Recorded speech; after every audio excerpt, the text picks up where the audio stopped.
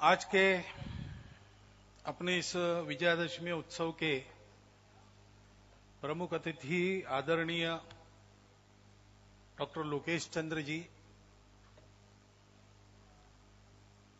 माननीय सरकार्यवाह जी, माननीय विदर्भ प्रांत सहसंघचालक जी, माननीय नागपुर महानगर के महानगर संघचालक जी तथा महानगर सहसंघचालक जी, उपस्थित अन्य अधिकारीगण, उपस्थित नागरिक सज्जन, माता भगिनी एवं आत्मीय स्वयंसेवक बंधु,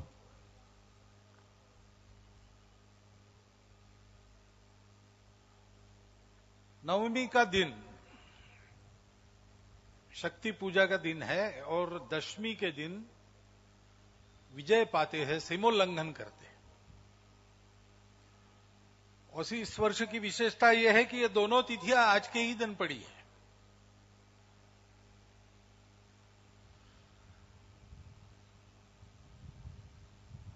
और एक परिस्थिति की बात भी हमारे ध्यान में है कि एक बड़ा तूफान देश के किसी भाग पर मंडरा रहा है, हम जानते हैं।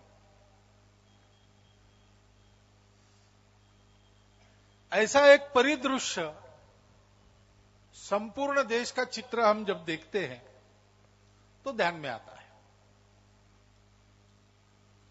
देश को विजय की आवश्यकता है, उसके लिए शक्ति की साधना संघ कर रहा है, अनेक प्रकार से और भी जगह हो रही है। उसी समय देश के सामने एक बहुत विकट परिस्थिति, उसका भी आभास अब सबको हो रहा है। वो परिस्थिति नई नहीं है, उसके बारे में इसी मंच से कई बार चर्चा हो चुकी है। परिस्थिति का उपाय कैसा हो, इसके बारे में सुझाव भी इस मंच से लगातार पिछले 3-4 वर्षों से दिए जा रहे हैं। इस मंच से सुझाव दिए जाते थे, आज वही सुझाव सारे देश के लोग दे रहे हैं। और फिर भी वह परिस्थिति हमारे सामने खड़ी है, तो हमारा कर्तव्य क्या बनता है? वास्तव में हर स्वतंत्र देश की व्यवस्था होती है, वो व्यवस्था परिस्थितियों से निपटती है। लेकिन अब उस व्यवस्था के बारे में ही कुछ प्रश्न चिन्ह उत्पन्न हो गए। हमारे प्रधानमंत्री जी ने कुछ वर्ष पूर्व देश के सामने एक समस्या चल रही, उसके संदर्भ में कहा था कि ट्रस्ट डेफिसिट है। आज वही आपसी विश्वास का संकट संपूर्ण भारतवर्ष की जनता के मन में है। अब शासन प्रशासन जब प्रश्न चिन्हों के घेरों में आ जाता है तो फिर समाज को सारे सूत्र हाथ में लेने पड़ते हैं। और उस समाज में वातावरण बनाने वाले हम सब लोग और उस समाज के हम सब नागरिक घटक, हमारा ये कर्तव्य बनता है कि परिस्थिति से निपटने की शक्ति अर्जित कर हम विजय की राह पर अपने देश को चलाने की उद्यम में स्वयं भी संलग्न हो और शासन प्रशासन की जो व्यवस्थाएं बनती है उनको भी उस दृष्टि से हम ठीक पटरी पर लाएं। और इस दृष्टि से जिस परिस्थिति की चर्चा और उपायों की चर्चा बार बार हुई है, उसको आज विस्तार पूर्वक कहने की आवश्यकता नहीं लगती। लेकिन हर बार भाषण तो वर्ष में एक बार होता है, तो संदर्भ ताजा करना चाहिए, इसलिए उनकी संक्षिप्त चर्चा मैं करूंगा। सामान्यतः परिस्थिति जब कहते हैं तब सामान्य आदमी के आंखों के सामने एकदम चित्र आता है नून तेल लकड़ी के भावों का। अपना योगक्षेम कैसे चल रहा है ये उसको तुरंत समझ में आता है। और इस दृष्टि से उसके नित्य जीवन पर परिणाम करने वाली देश की आर्थिक स्थितियां रहती है, उसके बारे में भी हम जान रहे हैं। कुछ 2-3 वर्ष पूर्व अपने देश के आर्थिक परिदृश्य की चर्चा में यह विषय नित्य आता था कि भारत जगत की आर्थिक महाशक्ति कैसे बनेगा। लेकिन आज की चर्चाएं क्या है? आज की चर्चाएं बदल गई। अब चर्चा इसकी हो रही है कि इतना अधिक लुढ़का हुआ रुपया अब फिर से अपने पूर्व स्थान पर चढ़ सकेगा कि नहीं। विकास के दर के घटने की चर्चा चल रही है। अपना विदेशी विनिमय कोष मुद्राओं का भंडार वो घट गया, रिक्त हो गया, उसकी चर्चा चल रही। करंट अकाउंट डेफिसिट, चालू खाते का घाटा, वो बढ़ गया। विदेशी ऋण का प्रतिवर्ष जो हमको बकाया देना पड़ता है वो हमारे सकल घरेलू उत्पाद के प्रमाण में बहुत ज्यादा बढ़ गया, वो उससे ज्यादा हो जाएगा, ये डर सताता है। 3, 4, 5 साल पहले जिस देश के बारे में देशवासियों को ये विश्वास था कि हम महाशक्ति बनने जा रहे हैं, उनकी ये हालत कैसे हो गई।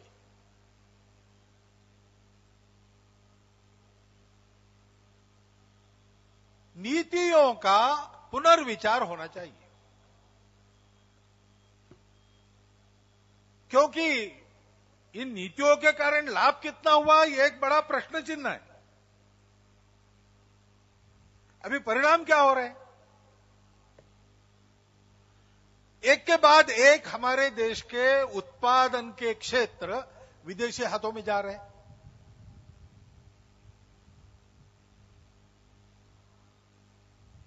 हमारे देश में हम अपने लिए आवश्यक सीमेंट का उत्पादन कर लेते थे,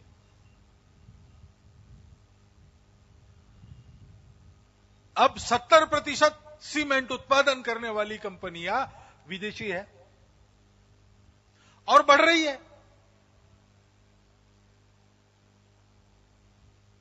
हमारी आर्थिक नीतियां हमारे देश के लोगों को मालिक नहीं बना रही, मजदूर बना रही। हमारा प्रभाव है विभिन्न सेक्टर्स में देश में, लेकिन देखा जाता है कि अधिकांश सर्विस सेक्टर्स है। उत्पादन के क्षेत्र में हमारा प्रभाव बढ़े, हमारी मालिकी कायम रहे, हमारी मालिकी बढ़े, इस प्रकार प्रोत्साहन देने वाली नीतियां नहीं है। उल्टे हमारे देश में बहुत ज्यादा हिस्सा अपने राष्ट्रीय उत्पादन का और राष्ट्रीय आय का जिनके कारण उत्पन्न होता है,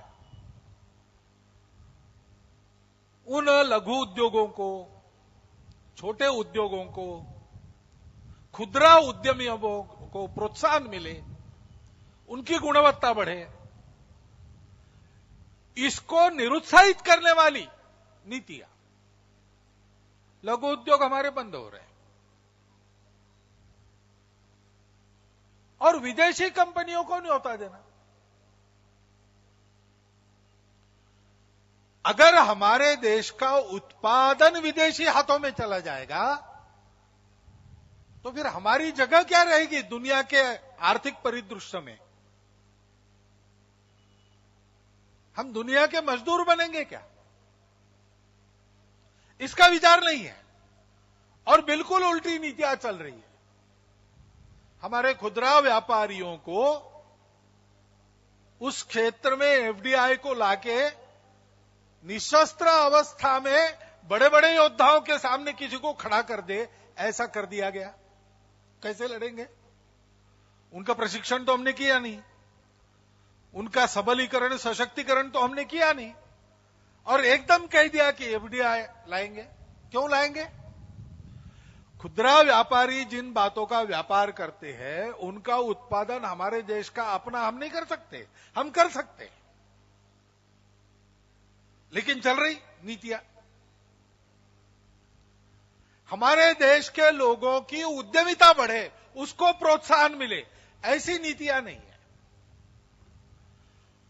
वोटों के स्वार्थ के चलते सस्ती लोकप्रियता की आराधना जो होती है उसमें हमारे लोगों को श्रम करने की आदत लगाने वाली योजना नहीं है। घर बैठे कोई हमको ला के दे ऐसी आदत लगाने वाली योजना चलती है। रोजगार के अवसर घट रहे हैं, बेरोजगारी बढ़ रही, महंगाई की मार तो हम खा ही रहे, रुपए की कीमत लुढ़कते जाती है और महंगाई ऊंचे ऊंचे परवान चढ़ते चली जाती है। बेरोजगारी हो गई, देहातों से पलायन हो गया, शहरों में हो रहा है। शहरों में संख्या बढ़ने की समस्या है, सुविधा नहीं है। मराठी में जिसको बकाल कहते हैं, ऐसा एक संस्कारहीन जीवन, अस्वच्छ परिदृश्य उसके कारण उत्पन्न होता है। और देहातों में संख्या घट गई, वहां काम करने के लिए लोग नहीं मिलते, दोनों की समस्या बढ़ रही। और गलत नीतियों के साथ साथ भ्रष्टाचार है, और कभी कभी लगता है दोनों का संबंध है। भ्रष्टाचार है इसीलिए गलत नीतियां चल रही है। भ्रष्टाचार की चर्चा तो बहुत हो गई, भ्रष्टाचार के उच्च पदस्थों के भ्रष्टाचार के कितने ही प्रकरण उजागर हो गए, भ्रष्टाचार के विरुद्ध 2 बड़े आंदोलन भी हो गए। विषय का प्रबोधन पर्याप्त हो गया, परंतु उस भ्रष्टाचार के विरुद्ध जैसा कड़ा कानून बनना चाहिए नहीं बना। भ्रष्टाचार के असली अपराधी तो कुछ बिना हुए और कुछ कोर्ट में एक बार जाकर आए, आज खुले घूम रहे। राजनीतिक दृष्टि से जो अपने लिए वे सुविधा वाला नहीं, उसको तो कुछ हो जाता है, लेकिन जिनको राजनीतिक स्वार्थ के लिए अपने छत्र में रखना आवश्यक है, उनके साथ खून माफ है। तो कोई कानून से भ्रष्टाचार पर नियंत्रण हो रहा है, भ्रष्टाचार विरोध का कोई नियम है, ऐसा नहीं है। उन नीतियों में भी स्वार्थ का ही नियम चल रहा है। जो नीतियां चल रही उनके फायदे क्या है, आगे चल के लंबे समय के बाद उसके नुकसान तो ध्यान में आते हैं। बिना उस क्षेत्र के भूगोल का विचार किए, वहां की परंपराओं के प्रति श्रद्धा जो जनमानस में उसका विचार किए, वहां के लोगों की आकांक्षाएं, प्राथमिकताएं इसका विचार किए, जो विकास की नीतियां उत्तराखंड में अंधाधुंध लागू की गई, उसका क्या परिणाम हुआ, एक बड़ी विभीषिका के रूप में इस सत्र के प्रारंभ में वो सामने आया है। ये जो विनाश हुआ है वो केवल आसमान से नहीं आया है। उस विनाश के लिए एक खुला क्रीडांगन जहां वो मनसोक्त खेल सके, वो हमारी अपनी नीतियों ने वहां निर्माण किया है।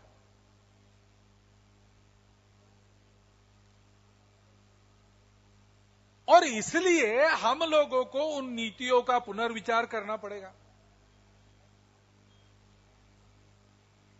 आर्थिक नीतियां बनती है, कैसे बनती है?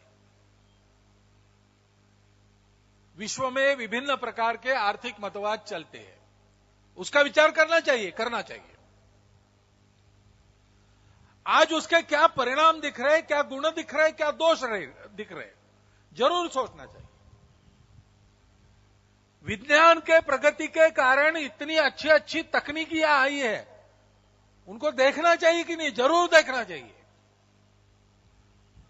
परंतु ये स्वारा स्वीकार करते समय हमको अपने देश की आवश्यकता, अपने लोगों की गुणवत्ता, अपने लोगों की तुरंत की प्राथमिक आवश्यकताएं, अपने लोगों की अपेक्षाएं, आकांक्षाएं, अपने देश की साधन संपन्नता, कौन से प्राकृतिक संसाधन उपलब्ध है, आदि सब देख के अपना देशीय विकास पथ तैयार करना पड़ेगा। स्वतंत्रता के पश्चात हम बिना देखे परखे कभी इसका कभी उसका अनुकरण करते आए, वैसे काम नहीं चलेगा, वैसे काम नहीं चलेगा। सोचना पड़ेगा। तकनीकी लेंगे, लेकिन हमको जो चाहिए वही लेंगे, और हमको जैसे स्वरूप में चाहिए वैसी लेंगे। एखादा मतवाद अगर हमारे लिए उपयोगी है आर्थिक क्षेत्र में, जरूर उसको स्वीकार करेंगे, लेकिन हमको उपयुक्त है कि नहीं इसलिए स्वीकार करेंगे। दुनिया में फैशन है इसलिए नहीं लेंगे। अभी तक हम ऐसे ही करते रहे, जो प्रचलित बात थी उसके साथ चलते रहे, हमने बाकी किसी बात का विचार नहीं किया, और इसके चलते ये हानियां हो रही है। लेकिन हठ है सरकार का, बदलने के लिए तैयार नहीं। भारत सरकार के एक आर्थिक सलाहकार और विश्व के प्रसिद्ध अर्थतज्ञों में एक बड़े व्यक्ति मुझे 3 साल पहले मिले। अब स्वाभाविक वो अर्थतज्ञ थे, तो उन्होंने इस विषय पर चर्चा की। उन्होंने कहा कि क्या हो गया है भारत के सरकार को, वो तो पंगु हो गई, उसको लकवा मार गया है, इसको बदले बिना नहीं होगा। पता नहीं, अभी तक ठीक चल रहा था, अब एकदम ऐसा लकवा मार दिया है तो कुछ होता नहीं, ये लोग बदले बिना काम नहीं होगा, ऐसा वो बोल रहे थे मेरे से। मैंने उनको कहा, आप कह रहे कि अब तक सब ठीक चल रहा था, लेकिन दिखाई तो नहीं देता। उन्होंने कहा नहीं नहीं, विकास दर की गति ये है, ये है, वो सारे विदेशी जो पैरामीटर्स है वो उन्होंने मेरे सामने रखे। मैंने कहा कि विदेशी मानक है, उसके आधार पर आंकड़ों को बढ़ा हुआ आप बता रहे, और हो सकता है अपने समाज के एक प्रगत वर्ग में आप शायद कुछ दिखा भी दे सकते हैं प्रगति की बात, लेकिन हम सारे देश भर में घूमते हैं, तो हम लोगों को देख रहे हैं, लोगों की हालत को देख रहे हैं, वहां तो ये सारी बातें दिखती नहीं।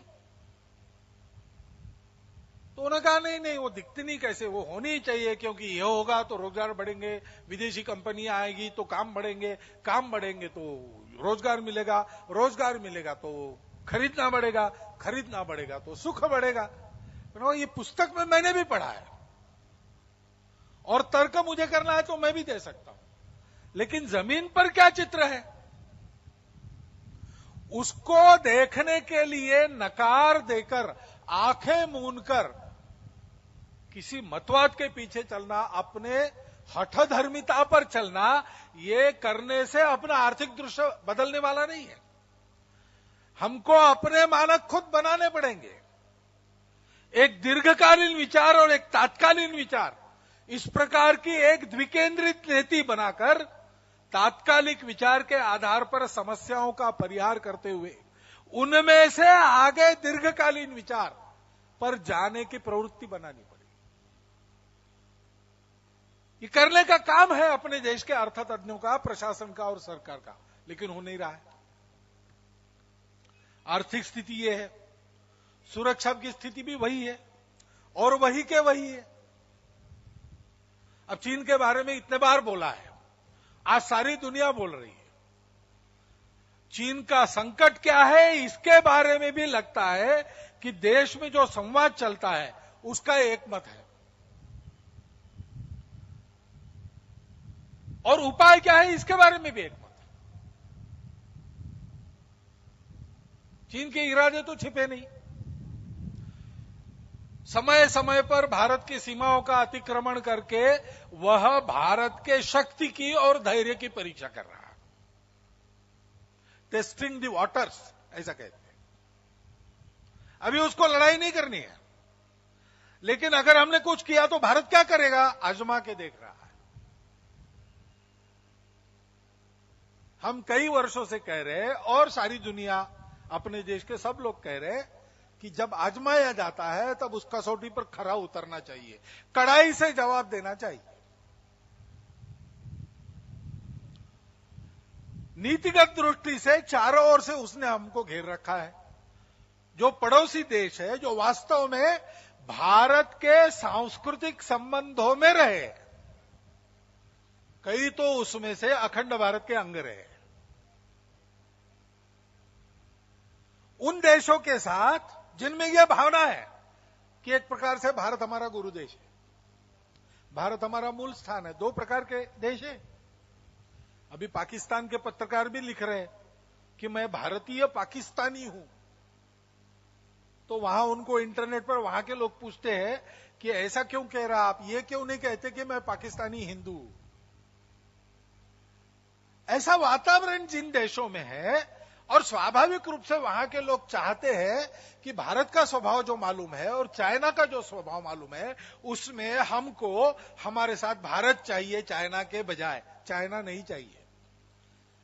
ऐसा चाहने वाले देशों में हम नहीं पहुंचे, वो पहुंच गया। उसने अपनी एनसर्कलमेंट की पॉलिसी चलाई। अभी भी हम शुरू करते हैं तो हमारा स्थान बन सकता है, और हमने शुरू भी किया है, परंतु गति कैसी चाहिए, किस गति से वो बढ़ रहा है। वो 50 साल पहले से इन सारी बातों को देख रहा था। उसने अपना एक विजन बनाया है, एक दृष्टि चित्र बनाया है जिसकी ओर वो बढ़ रहा है। बारीक नजर हमारी सब बातों पर रखता है और हमसे तेज गति में आगे दौड़ता है। हम ये क्यों होने दें, हमारी गति तेज होनी चाहिए, लेकिन उधर ध्यान कम रहता है। हमारे देश के आर्थिक क्षेत्र को अपने अधीन करने का उसका प्रयत्न, अपना माल यहां डाल के चल रहा है। पड़ोसी देश होने के कारण, वैसे बीच में तिब्बत है, लेकिन व्यापार तो पुराना है अपना चीन के साथ, तो उनको हमको जैसी उसके माल की कभी कभी आवश्यकता लगती है, उनको भी आवश्यकता है हमारे व्यापार की। हम इस पर खेले और अपने बाजार को चीन के अधीनस्थ होने से बचावे। जनता सहयोग करे, चीनी माल का हम बहिष्कार करेंगे। अभी गणेशोत्सव मंडलों में हाल ही बीते गणेशोत्सव में यह किया था कई जगह कि चीनी गणपति नहीं लेंगे। गणेश जी की मूर्ति चीन से आई हुई क्यों लेंगे हम, या हमारे यहां मत है वो लेंगे। स्थानीय रोजगारों को काम मिलेगा, सस्ते में होगा। ऐसा सोच के जनता सहयोग करे। लेकिन इस दृष्टि से भी आर्थिक क्षेत्र में हमारी ऐसी पहल तो नदारद। अभी तो हम अपने आर्थिक क्षेत्र को सबल कैसा बनाएं, इसी चिंता में बैठे। और चीन के साथ जो हमारा सांस्कृतिक रिश्ता है पुराने समय का, जिसका उल्लेख अपने माननीय प्रमुख अतिथि महोदय ने किया, उसका लाभ लेके वहां के जनता से, वहां के विद्वानों से हमारे अच्छे संबंध बनाने के लिए आदान प्रदान का कोई सशक्त कार्यक्रम होना चाहिए।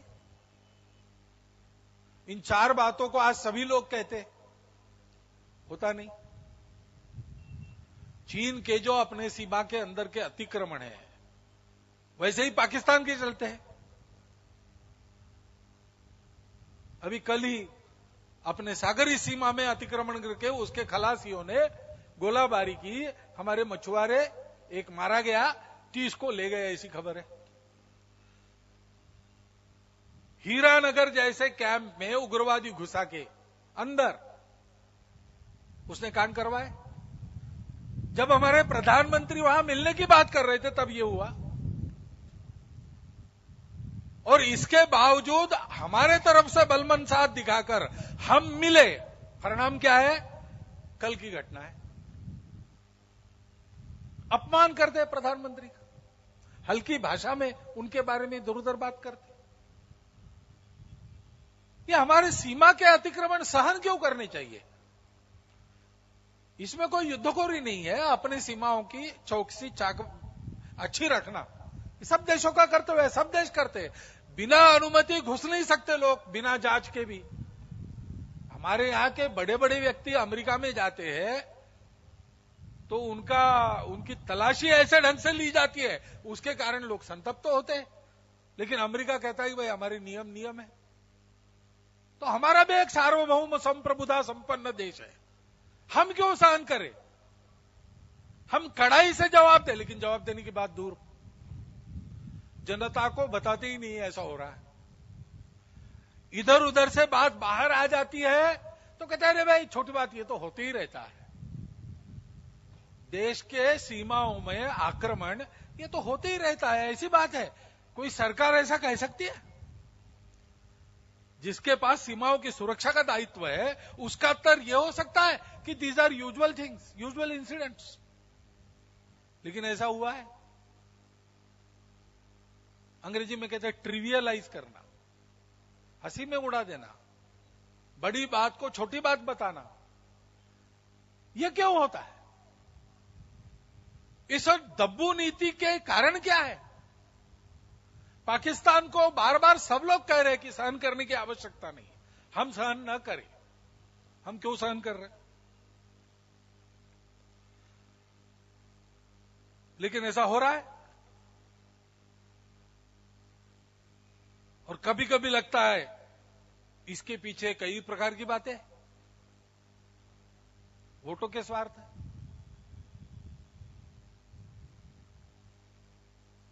अभी घुसपैठ होती है, क्यों नहीं रुकती? कौन बसाता है घुसपैठियों को गांवों में? जग जाहिर बात है, राजनीतिक दलों के लोग आमंत्रण देकर गांव बसाते हैं सीमा पर, वोट बढ़ते। अंतर्गत सुरक्षा की स्थिति देखेंगे, वहां भी ऐसे ही परिदृश्य आता है। एक मत है, सारे देश का एक मत है, इसके बारे में मतभेद नहीं है। देश के सार्वभौम संप्रभुता को, संविधान को, कानून सुव्यवस्था को आह्वान देने वाली हिंसा का बंदोबस्त कड़ाई से करना चाहिए। छत्तीसगढ़ में इतनी बड़ी घटना हो गई गर्मी के दिनों में, सब हड़बड़ा के जाग गए। अब सबका एक मत है, कड़ाई से जवाब देना चाहिए। देना चाहिए लेकिन दिया नहीं जाता। ऐसी हिंसा के लिए प्रश्रय निर्माण करने वाला, धरातल निर्माण करने वाला जो परिदृश्य है, हमारे देश के उपेक्षित लोगों का शोषण है, भ्रष्टाचार है, शासन प्रशासन की गैर जवाबदेही, अपारदर्शिता है, उसको शीघ्र दूर करना चाहिए। सबका सहयोग लेके करना चाहिए। लेकिन कूर्म गति से काम चल रहा है। ऐसा लगता है कि कोई इच्छा शक्ति नहीं है ये सब करने की, और इसलिए जहां के वहां चल रहा है।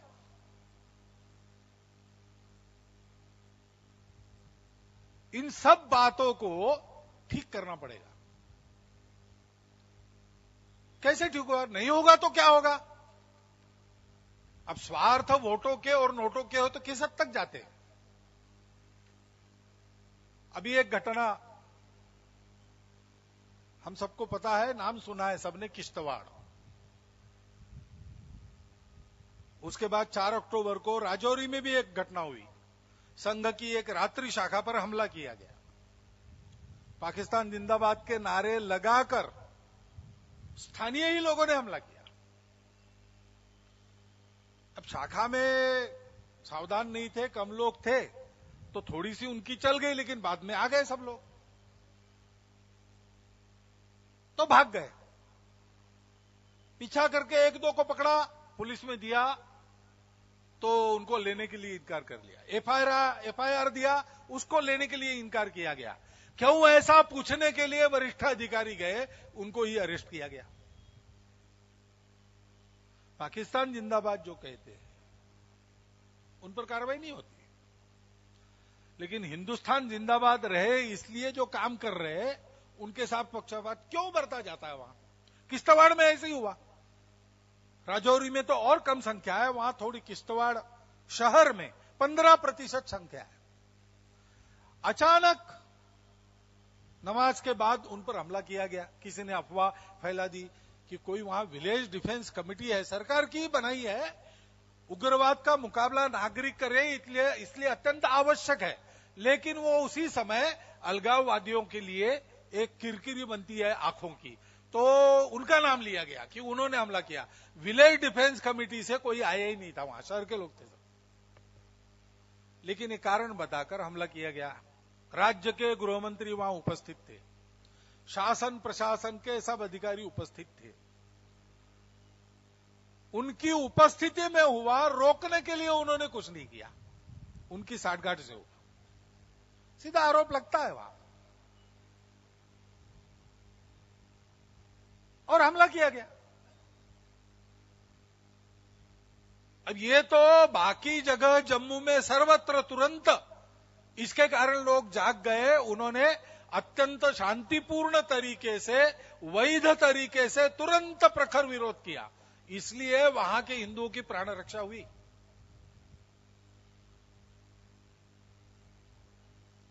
करोड़ों की संपत्ति का नुकसान हो गया। कुछ लाख देकर सरकार मान रही कि अपने कर्तव्य की इतिश्री हो गई। क्यों ऐसा होता है? ऐसा इसलिए होता है, अभी कुछ देर पहले, उस घटना के कुछ दिन पहले, यूरोपियन राष्ट्रों के कुछ प्रतिनिधि आए थे, व्यापारिक मंडल आया होगा। कश्मीर के, जम्मू कश्मीर के मुख्यमंत्री जी ने कहा वहां कि भारत के साथ जम्मू और कश्मीर राज्य का विलय ये पूर्ण नहीं है, सशर्त जोड़ा है हमने। सरासर असत्य कहे कौन रहा है? पाकिस्तान की दलील नहीं है ये भारत का अंग माने जाने वाले, भारत का अविभाज्य अंग वो है। ये प्रस्ताव एकमत से जिस संसद ने भारत के किया है, उसकी व्यवस्था के तहत वहां के मुख्यमंत्री रहने वाले व्यक्ति का कहना है।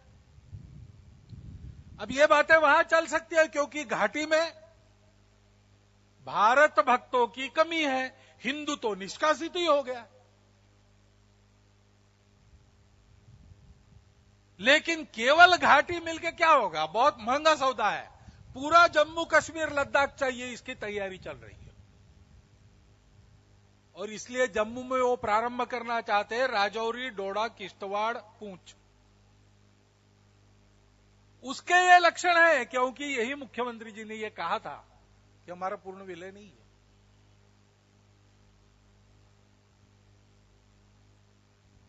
वहां पर उग्रवादी जो पश्चाताप दग्ध है तथाकथित, जिनको उग्रवाद से पश्चाताप हो गया है, उनको बसाने का प्रावधान बड़ी विचित्र बात है। क्योंकि आपका दया भाव तो बाप बड़ा छलक रहा है, लेकिन वो दया भाव तब कहा जाता है जब वर्षों से भारत भक्त होने के अपराध से, हिंदू होने के अपराध के कारण लाखों पंडित रास्तों पर है, अभी भी कश्मीर के होमलैंड की मांग कर रहे हैं। भारत भक्त और हिंदू बने रहकर सुरक्षा और विकास के प्रति आश्वस्त रहकर रहना चाहते हैं।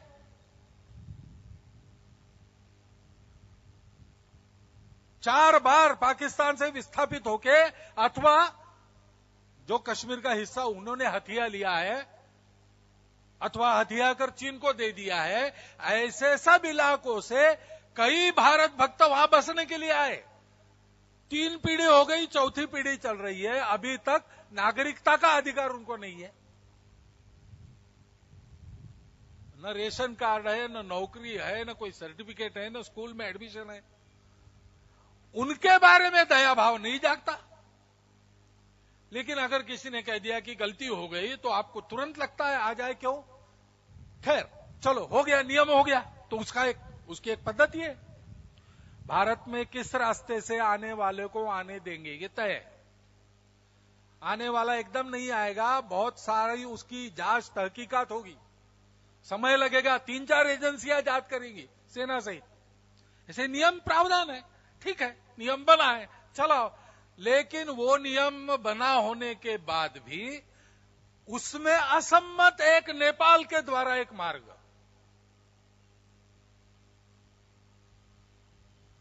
पाकिस्तान का पासपोर्ट लेके जाते हैं नेपाल में और नेपाल से भारत का वीसा लेते हैं। पाकिस्तान के पासपोर्ट धारकों को यहां कैसे लेंगे आप? लेकिन उस विधि में असम्मत मार्ग और बिना कुछ जांच तहकीकात के फौरन में, हड़बड़ी में ऐसा हजारों लोगों को प्रवेश दिया जा रहा है। क्यों? क्योंकि जनसंख्या असंतुलन को बढ़ाना। भारत भक्त हिंदू जो है वो बाहर जाएंगे तो ये कहने में और करने में सुविधा रहेगी कि हम भारत के नहीं है। कौन कर रहा है? शासन और प्रशासन। प्रशासन का इतना भेदभाव चलता है। आजकल मैं सुन रहा हूं कि वहां के सरकारी सेवा में कार्यरत लोगों ने एक बहुत बड़ा पिटीशन बनाकर इस भेदभाव के खिलाफ अनेक लोगों को 70-75 प्रमुख लोगों को भेजा है। एक मेरे भी पास आया है पत्र। ये भेदभाव क्यों चलता है जम्मू और लद्दाख के प्रति, भारत भक्तों के प्रति, हिंदुओं के प्रति? इसलिए कि वहां से छोड़ दे। क्योंकि हिंदू भाव को जब जब भूले आई विपदमान, भाई टूटे धरती खोई, मिटे धर्म संस्थान। ये इतिहास का सबक हिंदू समाज को सीखना बाकी है, लेकिन हिंदुओं के शत्रु अपने आप को मानने वालों ने जरूर सीखा है। चल रहा है। सारे भारत में राजनीति की गति इस स्वार्थ पर चल रही।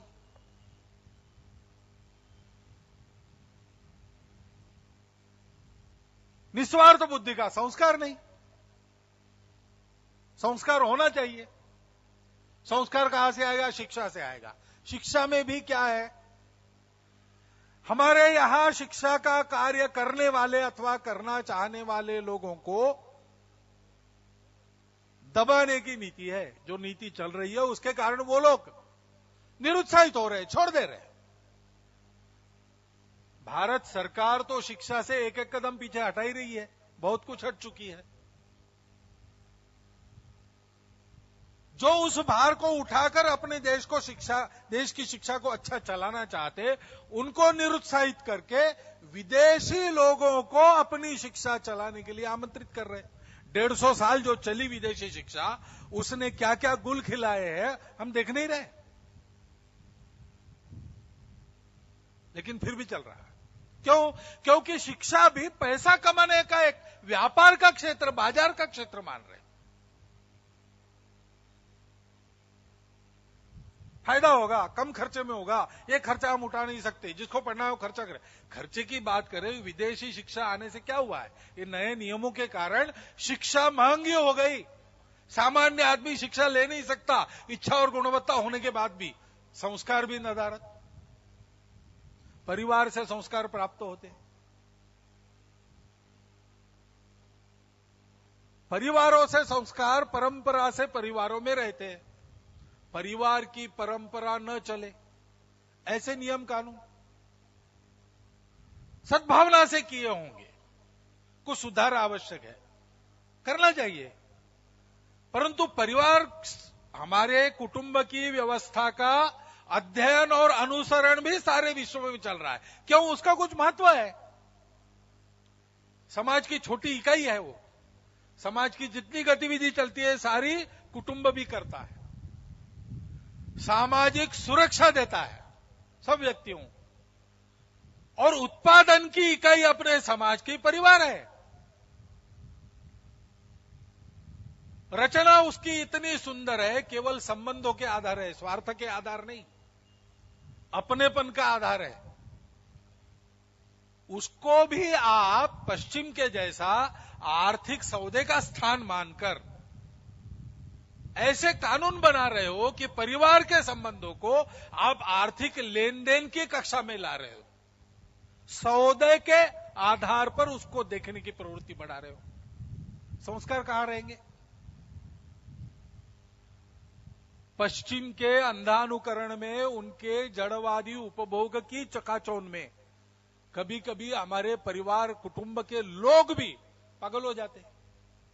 हम क्या छोड़ रहे हैं और क्या ले रहे हैं, दोनों का ज्ञान नहीं।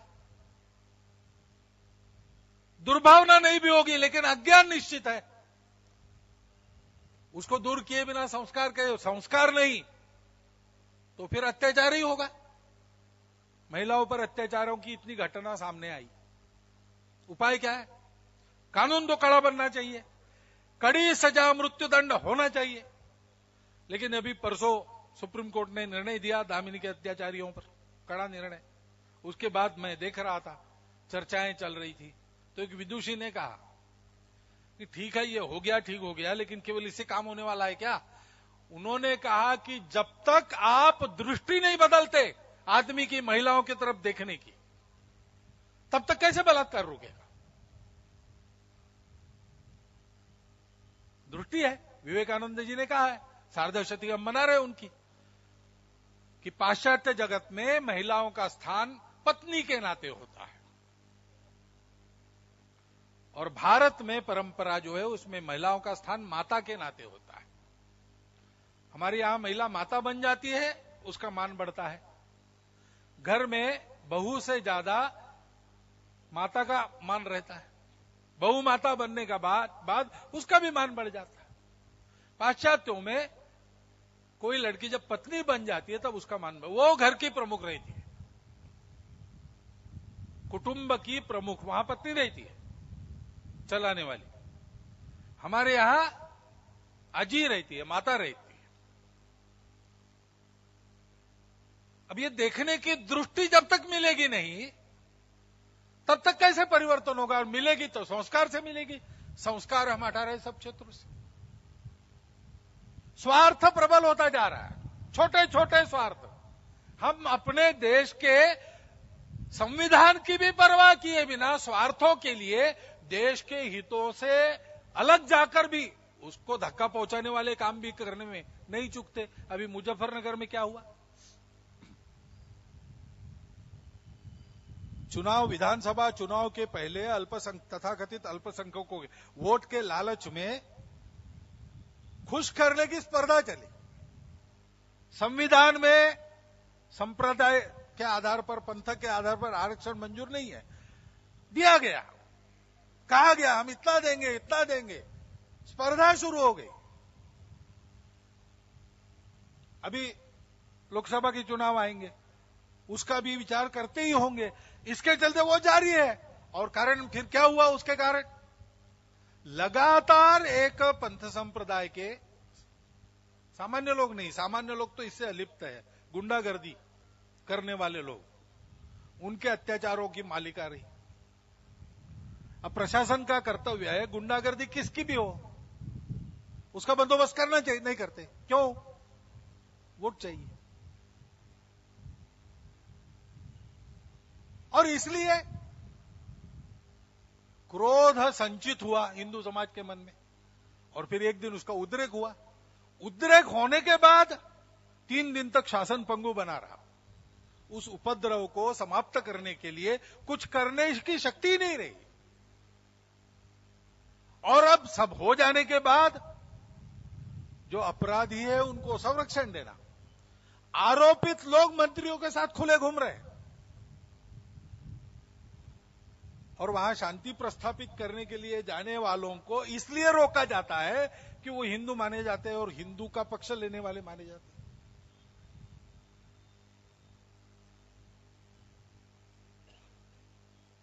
हिंदू होना अपराध है क्या? देश का गृह मंत्री पत्र भेजता है कि अल्पसंख्यकों पर अत्याचार न हो, इसकी चिंता कीजिए। अरे किसी पर न हो इसकी चिंता कीजिए। ये अल्पसंख्यक बहुसंख्यक कहां से आ गया? यूनो जिसको अल्पसंख्यक मानती है वो दोनों परिभाषाएं लागू नहीं होती यहां किसी पर। कौन अल्पसंख्यक? समान पूर्वजों के सब वंशज है, भारत भूमि के पुत्र है, भारत के बाहर प्रतिष्ठा नहीं है अगर भारत सबल नहीं है तो उनकी। और एक ही संस्कृति, सनातन संस्कृति विरासत में मिली है, इसको सिखाना चाहिए। इससे तथाकथित इमोशनल इंटीग्रेशन आएगा। इमोशन ये इंटीग्रेशन के पीछे, लेकिन वो दूर।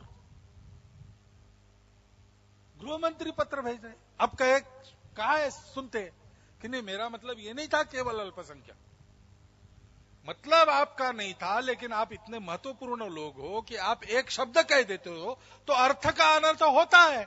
और राजनीति में कहे जाने वाले शब्दों के अनर्थ करने के लिए कई लोग हैं।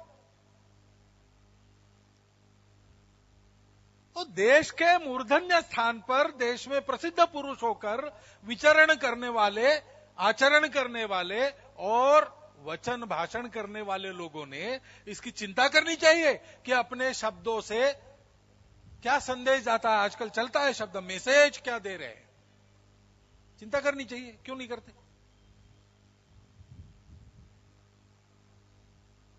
सर्व प्रजा के कर देने वाले लोगों के धन का उपयोग बंगाल जैसे राज्य में और इमामों का वेतन देने के लिए किया जाता है, नोटों के स्वार्थ के लिए, वोटों के स्वार्थ के लिए। वहां तो इतनी हिम्मत है धमकाने की मंच पर मुख्यमंत्री को कि हमारे कारण तुम चुनकर आई हो, अगर हमारे काम नहीं किए तो तुमको भी जाना पड़ेगा। धमकाने की हिम्मत है, पैसा मिलता है।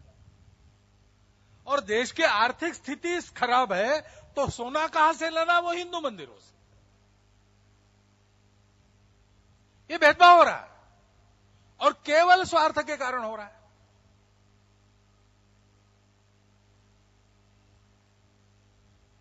क्या कारण है? संतों की परिक्रमा क्यों रोकी गई? शांतिपूर्ण थी, एक विषय को उठाने वाली बात थी, आंदोलन करने वाली बात नहीं थी।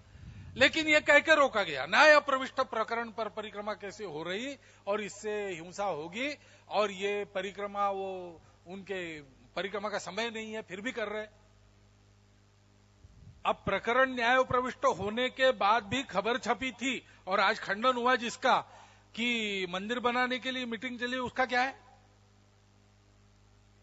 क्यों एक न्यायमूर्ति वहां अयोध्या के मंदिर और मस्जिद को साथ साथ लगाकर बनाने की बात लेकर हस्ताक्षर जमा करते हैं? उसी के कारण तो परिक्रमा करनी पड़ी ना। निस्संदिग्ध निर्णय है, वहां रामलला है, वहां मंदिर बनना चाहिए। बंटवारा किसी से मांगा नहीं था, किसी ने दिया। अपील में लटका के क्यों रख दिया? बिना कारण जनता में वितुष्ट लाने वाले एक मुद्दे को हम न्याय के आधार पर सुलझा सकते, क्यों नहीं सुलझाते? नहीं सुलझाते। तमिलनाडु में हमारे कार्यकर्ताओं की लगातार 5 लोगों की हत्या हो गई।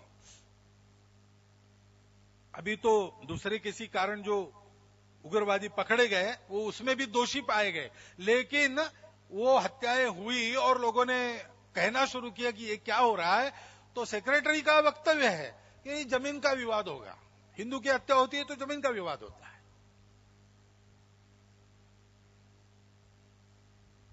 बाद में जांच में भी ढिलाई पाई गई। उग्रवाद का आरोप जिस पर लगा है उसको जमानत पर छोड़ते हैं तो केरल की विधानसभा के लोग उसका स्वागत करने जाते हैं। देश में ये सारी जो शक्तियां प्रबल हो रही है उसका कारण ये स्वार्थ है, उसका कारण ये दुर्बलता है, उसका कारण ये उल्टी नीति है। और इसलिए ऐसी जब स्थिति आती है कि उनके इरादों पर प्रश्न चिन्ह लगते हैं,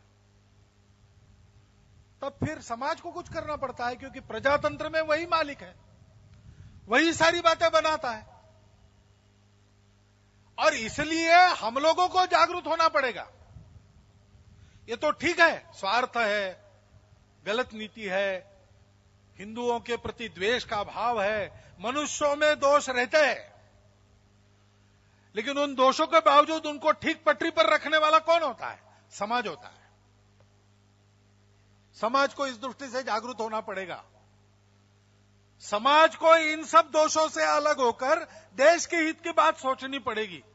और सौभाग्य की बात है, अपने जनसंख्या में एक बड़ा वर्ग युवाओं का है, जिनमें काम हमारे कार्यकर्ता करते हैं। उनका अनुभव तो यह है कि देशभक्ति और सेवा का सबसे अधिक अपील आज की युवा पीढ़ी में है। वो दिखने के लिए कैसी भी दिखती हो,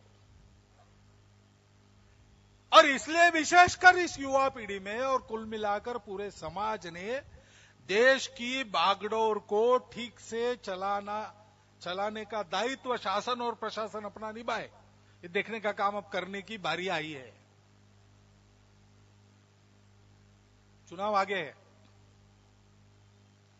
आजकल चुनाव ये शब्द मेरे मुंह से आ गया तो लोग कहते हैं पॉलिटिक्स कर रहा है, राजनीतिक है, आरएसएस चल रहा है। संघ राजनीति नहीं करता। संघ को जो काम करना है उसमें राजनीति आड़े आती है, और अपने जन्म से भी राजनीतिक बनने की शक्ति होने के बाद भी संघ राजनीति से अपने आप को अलिप्त रखता है। लेकिन राष्ट्र का हित यह राजनीति का मात्र विषय नहीं है, और राजनीति के उपद्रव के कारण राष्ट्र हित बाधित होता हो तो उसके बारे में बात करने में कोई राजनीति नहीं है। और नागरिकों के सामने भी कर्तव्य है, मतदान करना है। बिना राजनीतिक होते हुए चुनाव कमीशन जो बातें कहता है वो तो मैं कह ही सकता हूं। मैं ये कहूंगा सबको कि पूर्व निर्धारित कर ले कि मतदाता सूची में ठीक से अपने नाम दर्ज हुआ है कि नहीं। पुराने दर्ज है उनके भी कभी कभी उड़ जाते हैं, सबने एक बार देख लेना चाहिए। 100% मतदान होना चाहिए। समाज उबलता है, उबल कर रह जाता है। जब कुछ करना है तब नहीं करेगा तो उपाय कैसे होगा। 100% मतदान होना चाहिए, और मतदान मुद्दों को देखकर, दलों की नीति को देखकर, उम्मीदवार की क्षमता और चारित्र्य को देखकर होना चाहिए। अब सुप्रीम कोर्ट ने एक नया पर्याय भी दिया है, इनमें से कोई भी नहीं है ऐसा आप कह सकते, वो लागू होने वाला है ऐसा कहते, देखेंगे। लेकिन वास्तव में प्रजातंत्र में उपलब्ध अच्छे से अच्छा चुनकर ऐसे बार बार चुनावों में से अच्छे लोग उपलब्ध हो जाए ऐसी स्थिति लाना, ये प्रजा का कर्तव्य होता है। उस कर्तव्य को हमको करना चाहिए, और उस कर्तव्य को करना प्रजा करे इसका प्रयत्न करने वाले सबके प्रयत्नों में हमको सहायक होना चाहिए। लेकिन यहां अपने कर्तव्य समाप्त नहीं होते। हमको ये देखना पड़ेगा 5 साल के बाद किसी को चुन के दिया और उस पर सारा भार डालकर हम स्वस्थ हो गए, ऐसा नहीं है। हमको सतत अपनी नजर रखनी पड़ेगी।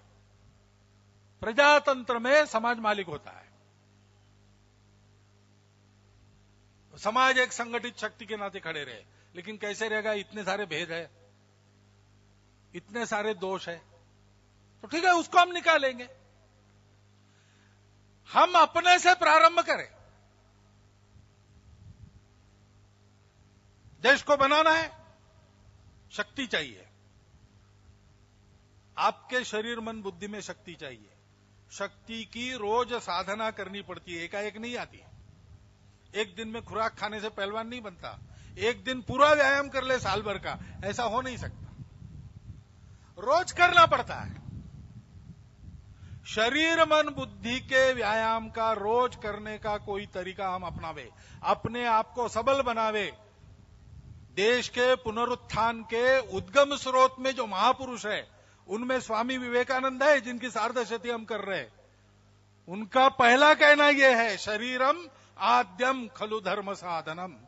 समाज की धारणा करने वाला धर्म, उसका साधन तब हो सकता है जब शरीर है। शरीर बलिष्ठ होना चाहिए। वज्र के शरीर वाले युवक, सबल, साउंड बॉडी साउंड माइंड कहते हैं अंग्रेजी में, सबल मन सबल शरीर में। हम अपने आप को ऐसा बनाएं, हम अपनी क्षमताएं बढ़ाएं, क्षमताओं के आधार पर अपने जीवन में अच्छा यश और विजय कमाएं। आजकल कहते करियर बनाएं, करियर जरूर बनाएं, लेकिन करियर किस काम में आएगा। अपना यश और विजय किसके लिए। मातृभूमि के चरणों में, भारत मां के चरण कमल पर। हम अपने यश और विजय का उपयोग समाज के यश और विजय को, देश के यश और विजय को बढ़ाने के लिए करें, वैसा संकल्प करें। सीमा उल्लंघन करना है ना आज, प्रत्येक जीव अपने व्यक्तित्व की सीमा में बंधा होता है, उस सीमा का आज उल्लंघन करेंगे। व्यक्तित्वाच्या उल्लंघनीया आकुंचित साऱ्या सीमा, विशाल हृदयी स्थापन केली समाज पुरुषाची प्रतिमा। अपने राष्ट्र के परम वैभव संपन्न स्वरूप को, अपने मातृभूमि के अखंड चिन्मय स्वरूप को अपना आराध्य मानकर अपने हृदय में हम प्रस्थापित करें। स्वामी जी कहते हैं वैसे 50 साल के लिए बाकी सब भूल जाइए। एकमात्र भारत माता तुम्हारा आराध्य, भारत माता का प्रत्येक पुत्र तुम्हारा सहोदर भाई, जीवन उसके लिए हमको चलना पड़ेगा। और समाज का हम परिवर्तन करें तो समाज की सबसे छोटी इकाई से प्रारंभ करें, वो है अपना कुटुंब। समाज में आप जो जो देखना चाहते हैं अपने परिवार के व्यवहार में होना चाहिए। सादगी होनी चाहिए, पवित्रता होनी चाहिए, व्यवहार में आत्मीयता होनी चाहिए, व्यवस्थितता होनी चाहिए, समाज में होनी चाहिए। अपने परिवार में है क्या? मैं अगर ये सोचता हूं और ये करना चाहता हूं समाज में, तो समाज की एक छोटी इकाई मेरा अपना परिवार है। मेरे अपने परिवार में हम ये परिवर्तन लाएं।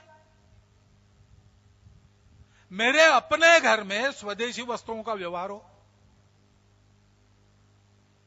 मेरे अपने घर में घर की जो पूरी आय है उसका समीचीन विनियोग हो। उपभोगवाद के पीछे हम न भागे, हमारा परिवार न भागे, सादगी से रहे। सादगी का दर्शन समाज में जो चाहिए वो हमारे परिवार में हो। सामाजिक न्याय की हम बात करते हैं। मेरे अपने घर में आना जाना करने वाले अनेक कारणों से लोग आते हैं समाज के। घर में रसोई बनाने वाला आता है, घर में बर्तन मांजने वाली आती है, कपड़े कहीं धोने को देते वो लॉन्ड्री संबंधित है, केशभूषा के लिए कोई संबंधित है अपने परिवार से। इन सब लोगों से अपना आत्मीयतापूर्ण, न्यायपूर्ण और बराबरी का, समानता का व्यवहार होता है क्या? अपने घर के पर्व त्योहारों में अपने रिश्तेदारों की याद आती है, वैसे हमारे जीवन चलाने के लिए ये भी लोग कारणीभूत है। उनको कभी निमंत्रण होता है? हम कर सकते हैं। इसके लिए कोई बड़ा डॉक्टर अंबेडकर, फुले महाराज और इन सब लोगों ने जो कष्ट झेले, ऐसा कुछ नहीं करना है। सहज रूप से हम करते, केवल अपने घर के लोगों को यह बताना है, उनसे स्वीकार करवाना है। सामाजिक समरसता का व्यवहार हम चाहते। हमारे अपने घर में पंथ, प्रांत, भाषा, जाति, उपजाति, पार्टी वगैरह ये सब लेकर किसी प्रकार का भेदभाव किसी के मन में नहीं है, आचरण में नहीं है। ऐसा है क्या? हमको ये करना पड़ेगा। जो बात समाज में हम लाना चाहते हैं उस बात को हमको अपने घर में करके अपना उदाहरण दिखाना पड़ेगा। इससे वातावरण बनेगा। अपने घर को परिवर्तित कर अगर हमने अपने कुटुंब को, अपने पड़ोस में एक उदाहरण बनाया, हमारी मातृशक्ति को प्रबोधित किया, अपने समाज का 50% महिला वर्ग, उसके प्रबुद्ध होने की आवश्यकता है। हम अपने घर से प्रारंभ करें। हमारे घर में महिलाओं को देश समाज के बारे में, उनके अपने कर्तव्यों के बारे में, उनके अपने शक्तियों के बारे में हम जागरूक करें, सशक्त करें, उनको सक्रिय करें, समाज हित में सक्रिय होने की आदत उनको लगाए, स्वतंत्रता भी दे। अगर हम अपने अड़ोस पड़ोस के लोगों के सुख दुखों के साथ समरस होकर उनके लिए उदाहरण स्वरूप बने, केवल 5 कदम आगे भी गए तो सब लोग अपना अनुकरण करेंगे। और इससे जो वातावरण बनेगा, क्या उस वातावरण में हजारों वर्षों से जो दंभ का, पाखंड का, जड़ता का दोष हमारे समाज में, भेदों के और ये सारे अंबार हमारे समाज में रचे गए, वो ढह नहीं जाएंगे। हम कर नहीं सकते, हम कर सकते, करने का समय आ गया है, करने की अनिवार्य आवश्यकता आ पड़ी है। इन सब बातों को हम ठीक कर सकते हैं, हमको ठीक करना है।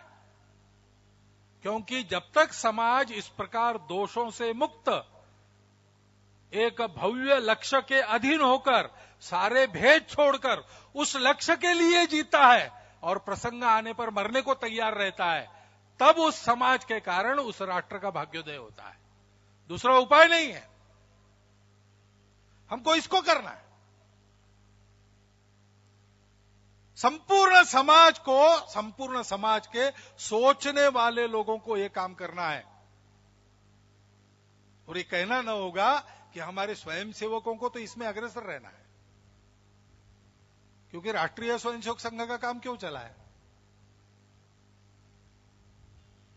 स्वामी विवेकानंद के विचारों से अनुप्राणित होकर उसको साकार करने का तरीका है राष्ट्रीय स्वयंसेवक संघ। स्वामी जी ने यही कहा है, सामान्य लोगों के इस सेवा, परोपकार, भक्ति और दृढ़ता के आचरण से देश का भाग्योदय होगा। संघ का काम इसी के लिए 88 वर्षों से चला है।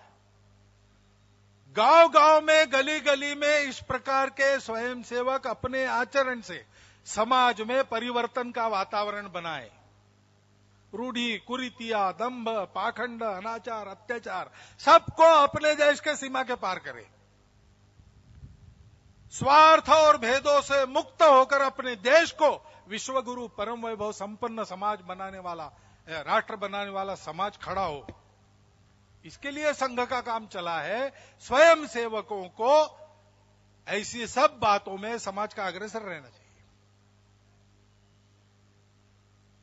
क्योंकि ये करने का समय आ गया है। व्यवस्था और शासन में, राजनीति में जाने वाले लोग इसको करते तो बहुत अच्छा होता। उनके हाथ में इसीलिए सूत्र थे, स्वतंत्रता के बाद ये आशा थी। नहीं